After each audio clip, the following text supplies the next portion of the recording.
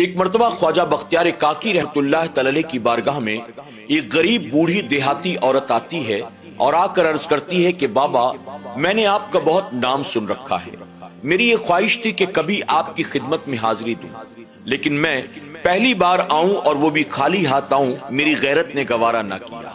میں انتظار میں تھی کہ کہیں سے اگر کوئی انتظام ہو گیا تو کوئی نہ کوئی تحفہ لے کر آپ کے لیے آؤں گی۔ وقت گزرتا گیا، کہیں سے کوئی انتظام نہ ہو سکا۔ آج آخر جب میرا دل نہ مانا تو میں آپ کی خانقاہ کی طرف چل پڑی۔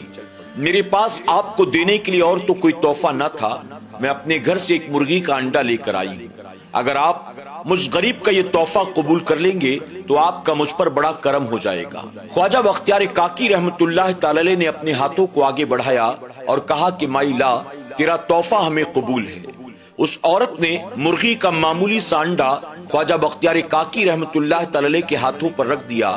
آپ نے اسے اپنے قریب کیا، اس کے بعد 3 مرتبہ آپ نے سورہ اخلاص کو پڑھ کر اس مرغی کے انڈے پر دم کیا۔ اللہ کے ولی کا دم کرنا تھا کہ مرغی کا معمولی انڈا سونے کے انڈے میں تبدیل ہو گیا۔ اس بوڑھی عورت نے دیکھا تو اس کی آنکھیں پھٹی رہ گئیں۔ آپ نے ہاتھ آگے بڑھایا اور کہا کہ مائی، اسے لے لے۔ اس بوڑھی عورت نے کہا کہ بابا، کیا میرا تحفہ قبول نہیں؟ آپ فرماتے ہیں کہ مائی، تم مرغی کا معمولی انڈا لے کر آئی تھی، ہم نے اسے قبول کر لیا۔ یہ سونے کا انڈا ہماری طرف سے تمہارے لیے تحفہ ہے، تم بھی اس کو قبول کر لو۔ اس بوڑھی عورت نے خوشی خوشی وہ سونے کا انڈا لیا، الوداع کیا اور اس کے بعد بھاگتی ہوئی اپنے گھر واپس آئی۔ گھر کے اندر جو سب سے سیف جگہ تھی، اس نے اس سونے کے انڈے کو وہاں پر چھپایا۔ گھر کے کھڑکی دروازے سارے بند کیے، باہر سے تالا لگا کر اپنے شوہر کو بلانے کے لیے چلی گئی۔ اس کا بوڑھا شوہر کسی اور کے کھیت میں دن بھر مزدوری کرتا تھا اور اسی مزدوری کی وجہ سے جو محنتانہ ملتا تھا، اسی پر دونوں کا گزارا ہوتا تھا۔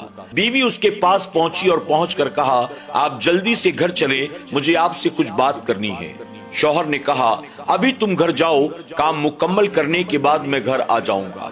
بیوی نے کہا، مجھے ارجنٹ بات کرنی ہے، اس لیے آپ جلدی چلیں۔ شوہر نے کہا کہ اگر میں کام پورا نہیں کروں گا، مزدوری نہیں ملے گی تو رات ہم کھائیں گے کیا؟ اس لیے ابھی تم چلی جاؤ، میں کام پورا کرنے کے بعد مزدوری لے کر فوراً گھر آتا ہوں۔ بیوی نے کہا، اگر تم میری بات کو مان لو گے تو یاد رکھنا، آج کے بعد نہ تمہیں کچھ کرنے کی ضرورت پڑے گی، نہ مجھے کچھ کرنے کی ضرورت پڑے گی، بلکہ ہم دونوں اطمینان و سکون کی زندگی گزاریں گے۔ شوہر نے کہا، بھلا ایسی کون سی بات تو بتانے والی ہے؟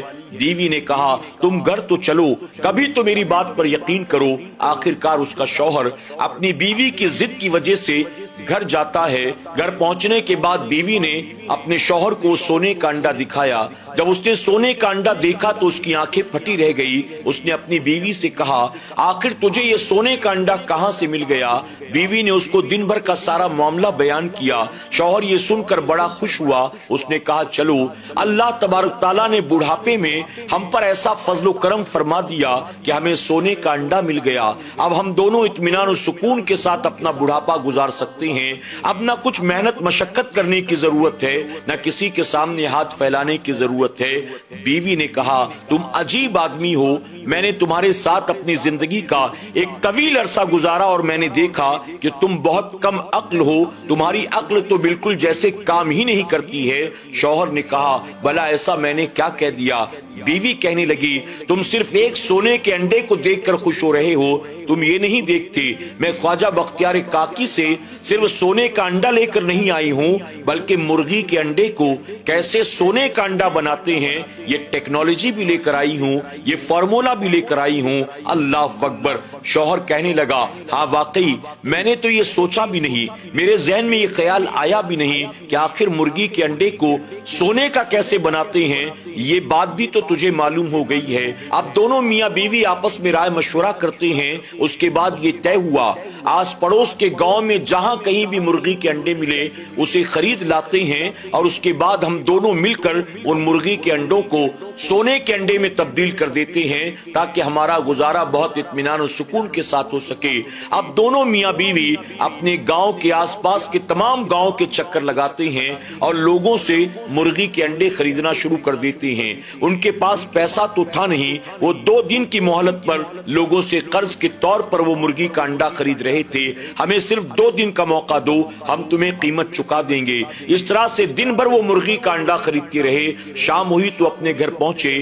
لوگ بھی پریشان تھے کہ میاں بیوی کو اچانک کیا ہو گیا، یہ اتنا مرغی کا انڈا بھلا کیا کریں گے۔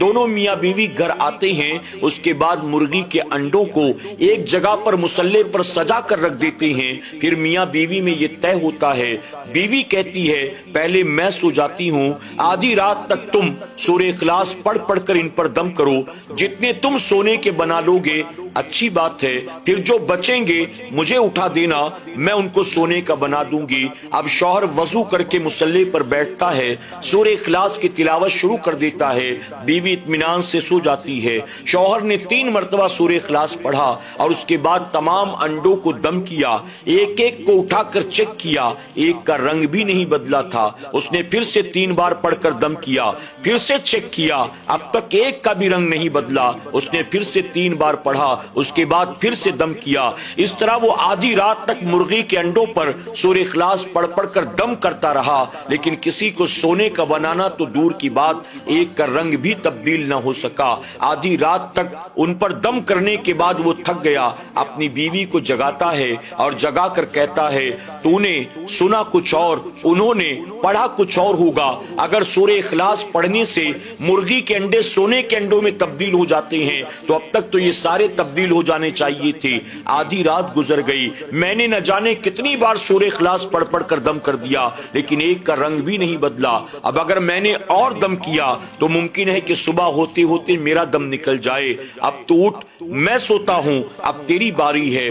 جب بیوی نے یہ سنا اپنے شوہر کو برا بھلا کہنے لگی، تم سے زندگی میں کبھی کچھ بھی نہیں ہوا، میں نے خامخواہ میں تم پر بھروسہ کیا، اپنے وقت کو میں نے برباد کر لیا، اگر اب تک میں دم کر رہی ہوتی تو میں سارا سونے کا بنا دیتی۔ شوہر کہتا ہے ٹھیک ہے، میں گناہ گار ہوں، تو بڑی نیک ہے، چل تو ہی اس کو سونے کا بنا دے۔ اب شوہر سو جاتا ہے، بیوی باوضو مصلے پر آ کر بیٹھتی ہے، ایک ایک کر کے وہ بھی سورہ اخلاص پڑھتی جاتی ہے، انڈوں پر دم کرتی چلی جاتی ہے، یہاں تک کہ فجر کی اذان ہو گئی۔ اس نے خوب دم کیے، اچھی طرح سے چیک بھی کیا، ایک کا رنگ بھی نہیں بدلا۔ اب دونوں میاں بیوی نماز فجر کو ادا کرتے ہیں، اس کے بعد دونوں بھاگتے ہوئے خواجہ بختیار کاکی رحمت اللہ علیہ کی بارگاہ میں حاضر ہوتے ہیں، عرض کرتے ہیں بابا آخر معاملہ کیا ہے؟